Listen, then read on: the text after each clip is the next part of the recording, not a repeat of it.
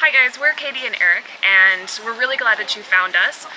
We like to make travel videos. We've traveled around the world, made a lot of videos doing that. We currently live in Japan and we're making a lot of weird videos doing that, and we wanted to kind of, just in this split moment, now that we've got your attention, show you some of our favorite moments from all the videos that we've made. Like, maybe not the cream of the crop, but just the ones that really make us smile or just make us happy.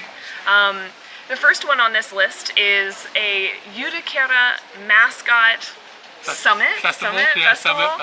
This is my favorite. From Japan, of course. One of the funniest moments of my life, and I'm so glad it got caught on film because just watching it today made me laugh and made me cry a little bit. Kyde are mascots here in Japan, and they may represent companies that are here in Japan, cities here in Japan, or like a whole prefecture. And I think that they are just infectious, and every time I see one, I just want to get closer and closer and closer until we're taking a picture. And Eric surprised me by taking me to a festival where there were hundreds and hundreds. Yeah. And it was just mind-blowing. So this video is just a snippet of me getting off the bus. Right after we got off the bus and just entering the world of kyde.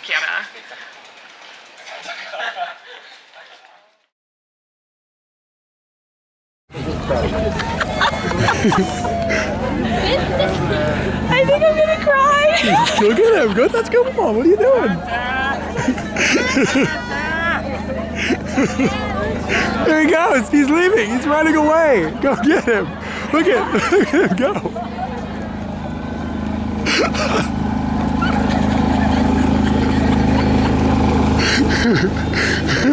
You're actually crying. What's happening? It's so funny. I can't see it. Look at them fighting. They're hugging. I don't know. What is happening? Dude, the Kumamon crew, they've got Kumamon jackets.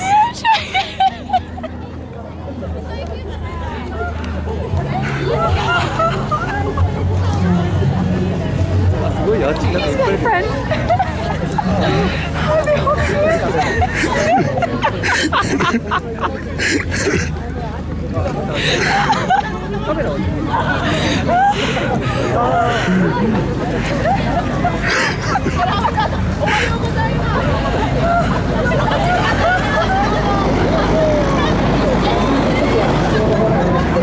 There's another one.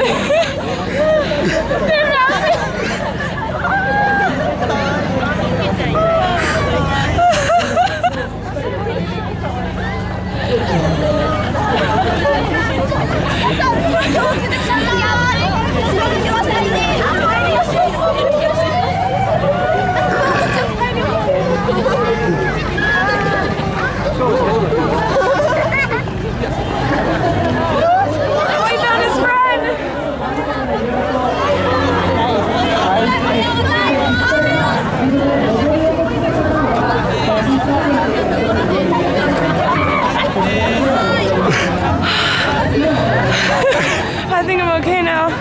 Well, that one's got wine on its head.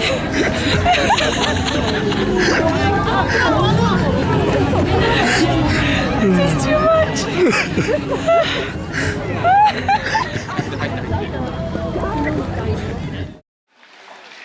The next video moment that came to mind, and actually this was the first thing I thought of when I thought about doing this list, is we were in Myanmar maybe 3 years ago now. I don't even remember. It was a while ago.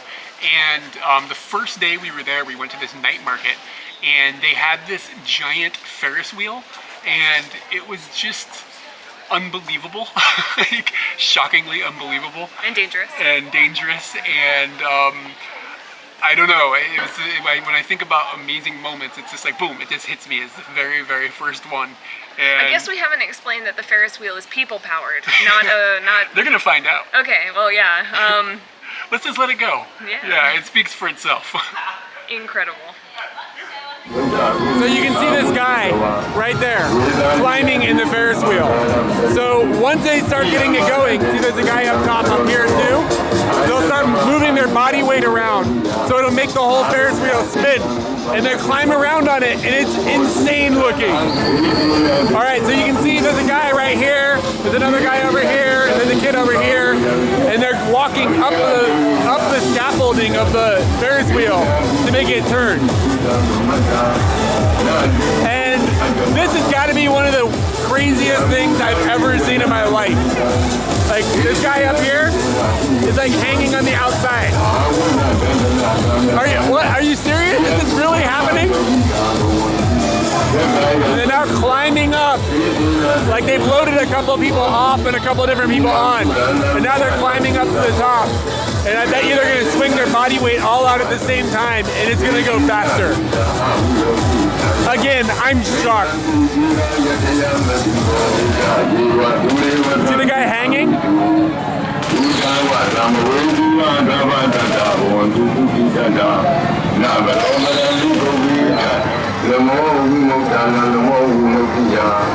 would like to point out that these guys are also wearing flip-flops. So this is how they make a Ferris wheel go. Look at that guy's upside down. That guy is upside down.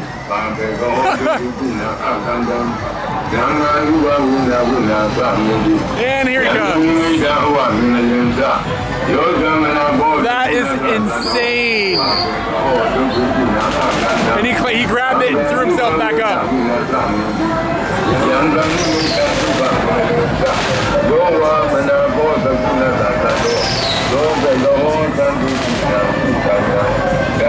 This is the world's most extreme Ferris wheel. You want to do it? Yes. We're going to do this shit.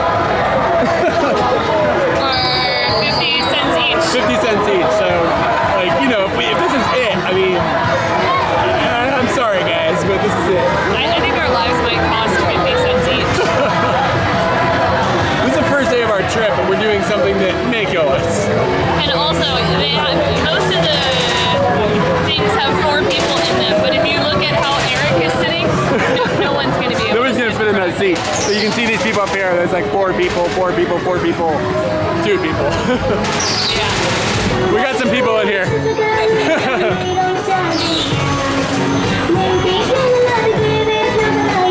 Alright, yeah, so check out their shoes. They have flip-flops on. And this thing isn't like tiny, like it's quite large.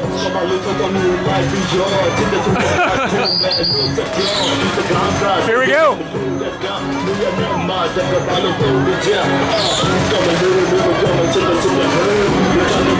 Katie, this is terrifying. This is crazy.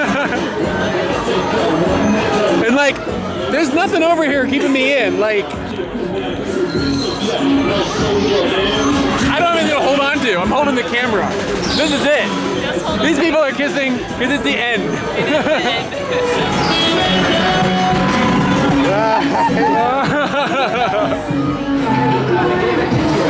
You have the pagoda in the background and the danger in the foreground. I'm terrified. I don't do these things well. And we're kind of at the top now. So I think they've now loaded the whole thing, which took like 5 minutes.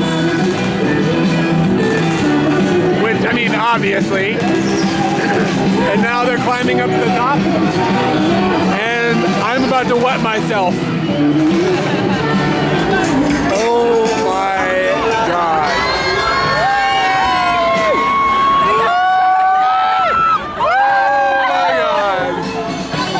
It is terrifying! Oh, I don't like this! You can feel it in the stomach, it's terrible! Awesome! My elbow hit a tree! I'm sorry about the camera work here. I don't really have any... Yeah, my elbow hits a tree every time we go around. Really? Yeah. Don't touch the tree.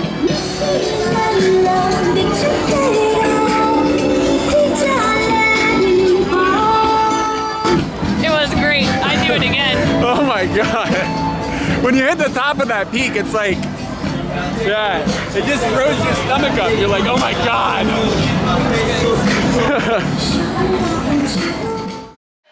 This one might not be a moment, it's more like a glimpse. This one that I chose is Costa Rica, and we were there as the first country when we left for our round the world trip. And whenever I watch the beginning of this video, it reminds me of so many things. It reminds me of the crazy girl I used to be that was like, yeah, let's go around the world, okay. And it reminds me of jumping off the deep end and going for it. And it reminds me of being crappy at this. Like, we didn't used to like make amazing videos, we just made like videos. Well, I mean, we don't make amazing videos now. We're still just making it. The camera quality has gotten better. Yeah, the camera is doing a much better job now than it used to. You'll see that for sure. God, the camera is so good. Every time I see this video, it's like this literally might be the first video we shot for real. Yeah.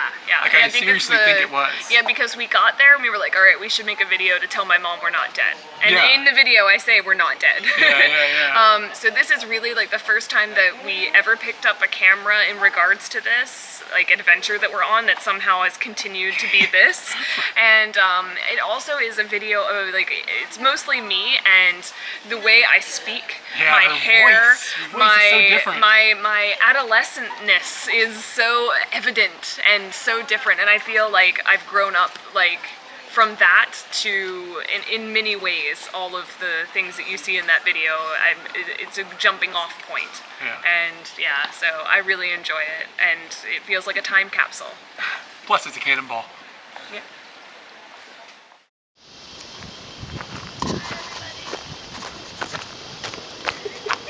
Izzy, it's okay. Izzy, this is just Eric. We're definitely still alive. I know that everybody's curious. This is Izzy. When you get off the plane, they give you a small chihuahua. Here, come on in. This is a tour of Eric's parents' house. A mini tour of some sort. This is the garage. That's a lot of stuff.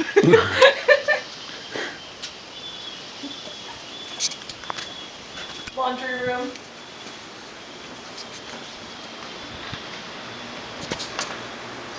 Living room and kitchen. Oh yeah. I'm gonna show you the special pet that they have. This is where the bats live. The bat lay Out the front door, of course. So nobody uses the front door because, you know, there's bats there.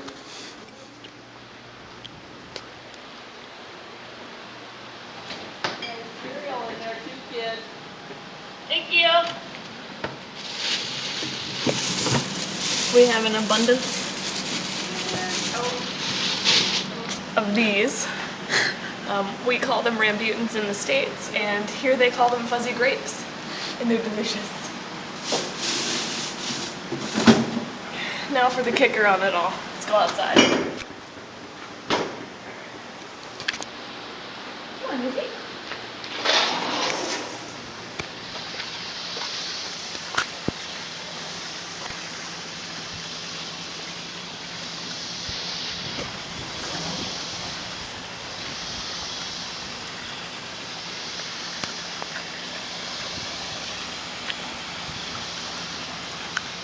And that's about it for what's going on right now, but cannonball! My broom came out now, please. Whenever I talk to people that I'm just meeting in Japan, they often will ask me when they find out that I've traveled around a lot what my favorite place is. And it's really hard to choose because they're all so different, but my go-to answer usually is Otaru in Hokkaido. And the reason is because we've been there 2 times, one time in the summertime, and it was just this really peaceful, nice place. And then the second time we went, it was during the winter, and there was tons and tons and tons of snow. and something about the atmosphere of the place is just so chill and so like loving or something. I can feel myself relaxing just thinking about it. Yeah, so we went up there a couple years ago, and the reason we were up there was for the snow festival in Sapporo, and we went to Otaru as well, which has a snow festival at the same time, and they're very different. The Sapporo one is very energetic and very commercial, and there's a lot of people and stuff, and the one at Otaru is like the polar flip. It's like very relaxing and just this just gorgeous little town that's just covered with like love piles of snow. Like I don't even know, like it's just so, it's so cold outside but so warm at the same time. And I don't know if the snippet that we'll be putting into the video is going to showcase the music that Eric used in it, but I really liked the music. Went really well in this video. I'll put the music in. Okay. Just watching it this morning, that was kind of like, oh, that feels really good, and Otaru just feels good. Yeah. So and this isn't like, I don't consider this super exciting, but that's why I chose it, because it was such a contrast to riding on a Ferris wheel that might kill you. And that really is, in a way, kind of Japan. There's big contrasts in, I know that Myanmar and the Ferris wheel was in Myanmar, but like that very much says there's relaxation here and there's excitement here, and that's a good way to show the differences, or at least the relaxation. I'm quite happy that we've gotten here a little early today, because you can see everyone getting ready for tonight, and they're taking buckets and filling them with snow and creating lanterns that they're going to put lights in later. And I think they do this every day to get ready for this show that they put on. There's like a light show here in Otaru. In Otaru, that they do every night from like January to February. And I think it's amazing that they might redo everything every day. That's crazy. So everything that you're seeing tonight, or hopefully that we're seeing tonight, is fresh.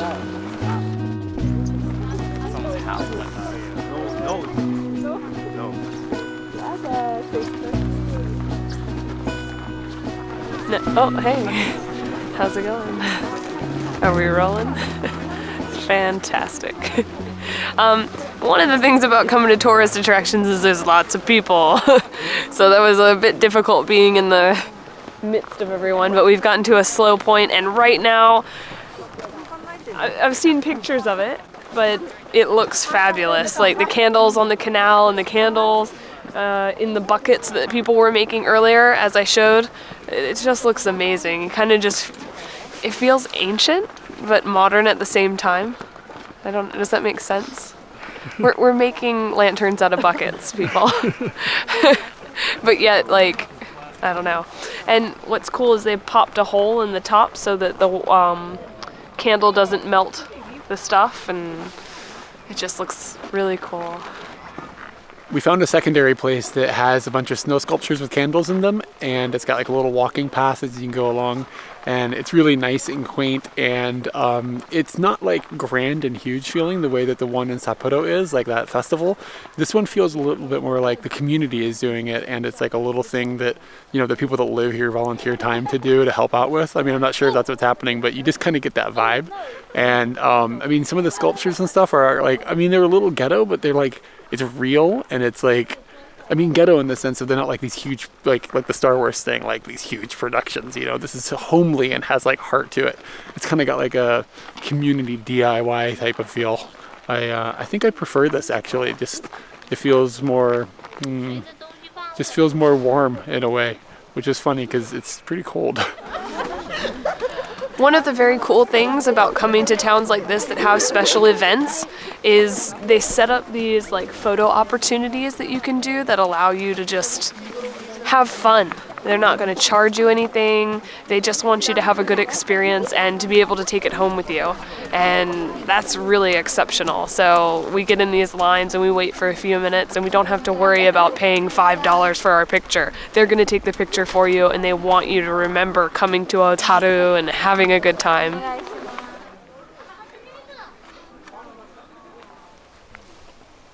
They built this city on lots of snow, built this city.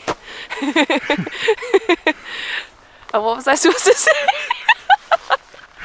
Okay, so they built all this stuff. Like, they put all the walls up, and then they carved into it, and they put candles inside of it, and then they didn't charge us anything to come in here, and it's pretty much wonderful. Sometimes you just get in a jam and you forget what you're supposed to say when the camera comes on.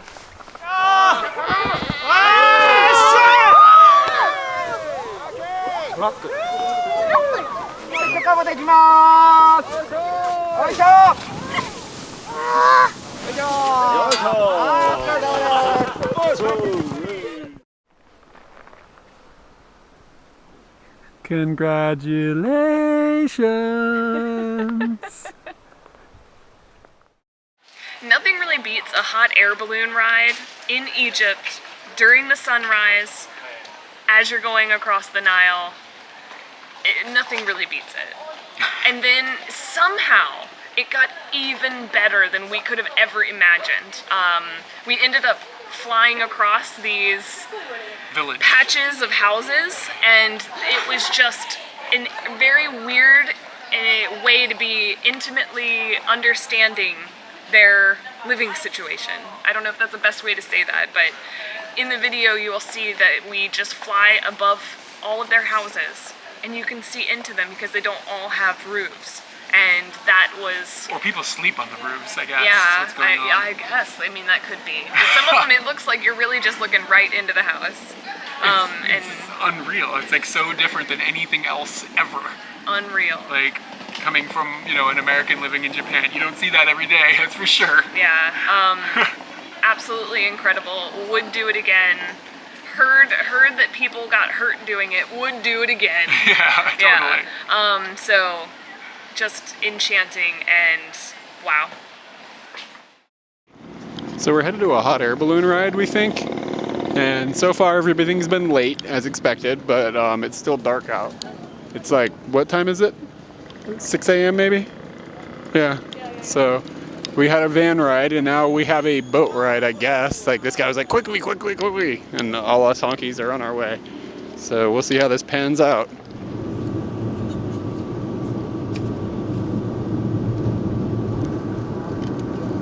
From a distance, you can see the balloons like lighting up like Christmas lights.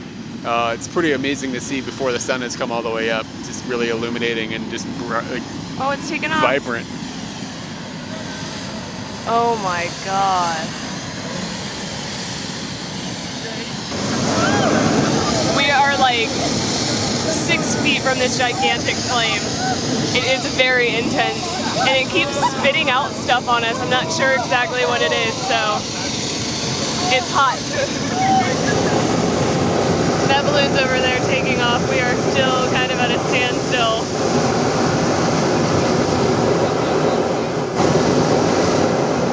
It's kind of crazy that this basket is going to be in the sky soon.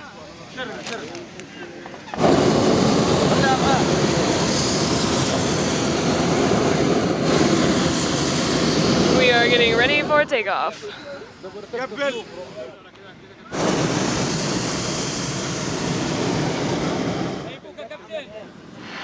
Pre-inflation tactics. Notice that the people are getting a little bit smaller. The sun is rising over there.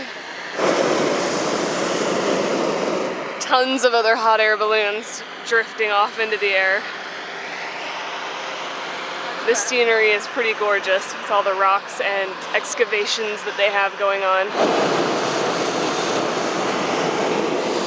So this is where we started. And over here is the Valley of the Kings and the Valley of the Queens. I couldn't tell you where they are exactly, but that's what it looks like from above. And then over here, got really quiet. It's the sunrise over the Nile. One of the strangest things we've noticed being up here is that some of the houses don't have roofs at all. You can just see straight into the house, and I mean... How are you standing out of the sun? Yeah, like sun can get in, rain if it ever happens can get in. Roofs are good. We've come down for a close graze across the vegetation here. It's really cool, having been, I think he said we were 2,500 feet. 2,500 feet, and now I guess Maybe we're a lot 1,000. less than that, 1,000 or less. Very, very close to the farms here. Everybody looks like ants. Going to school.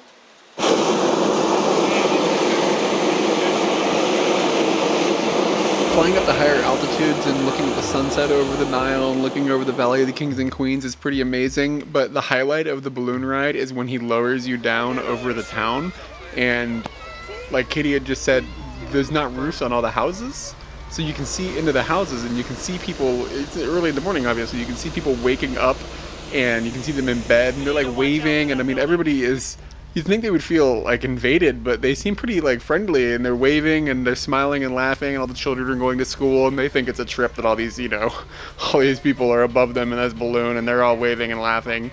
And it's weird, and I specifically remember seeing a guy in bed and he had a goat like at the foot of his bed.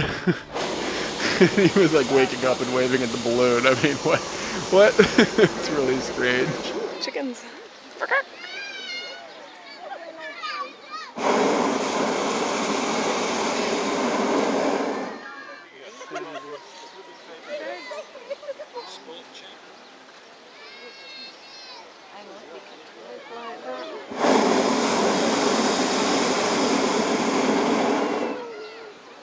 Look, this guy's waving his back. Awesome. Wow. What a weird way to land, dude.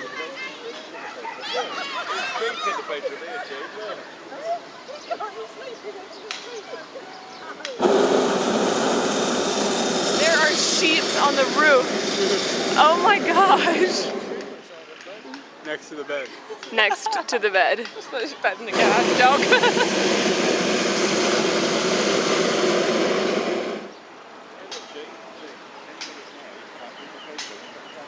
Wonder how much they charge for rent there.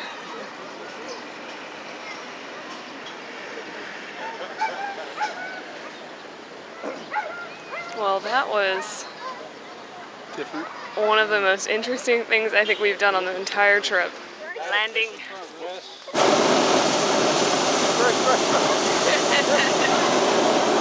Side, heads down.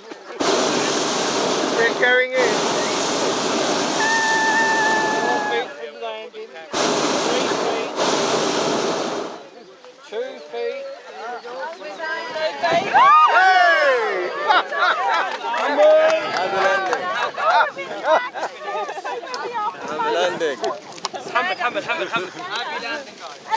And this is the aftermath. Everyone standing on a dirt road next to a farm with a giant balloon behind them. And here's an honorable mention since you stuck around. Alright, now we're gonna cross the street. Keep your eyes closed as a step down. Crossing, crossing, crossing, crossing, crossing, crossing. And then there's gonna be a step up. This is terrifying. Alright, just stand right there. Okay. Alright. Happy Easter. Open your it eyes. Easter? Really? Yes, it's So I can Easter. open my eyes? So I got you this. What? What? I tried to rent a bunny. You tried to rent a bunny and you ended up with a goat? Ended up with a goat. How did you end up with... What do we do with a goat? I don't know. Wait, you can rent a goat? You can rent a goat. So wait, when did you find out we were renting a goat instead of a bunny? On Thursday. Oh, okay. You tried to That rent- must be delicious. Hey, goat, what's the goat's name? Nye. Nye? No name, so we call him Nye. His name is Nye? Nye. Wait, now don't go on the street, goat. Yeah. Okay. So, just you on a stroll. Why could you rent a goat in the middle of a city? What is going on, Japan? Dude, just do one of those shots where you just walk off. Come on. Come on, you look mad. Come on, goat. Do you have any hints on what to do? No. real good pulling on it. Oh, poop scooper. Almost forgot the most important thing, the poop scooper. So I knew we'd get like 5 minutes in, and then I'd just be going, so now what do we do with the goat? We do this. You got a map or something? Like I have a map. goat hotspots? Where you like to frequent. He's okay with walking and then he stops. Yeah. What? She told me that like other cats and dogs, don't let him near the cats and dogs. And also she told me if there's another goat around, they will butt heads, so don't let them be near each other. There could be another goat? There could be another goat. I saw another one up there.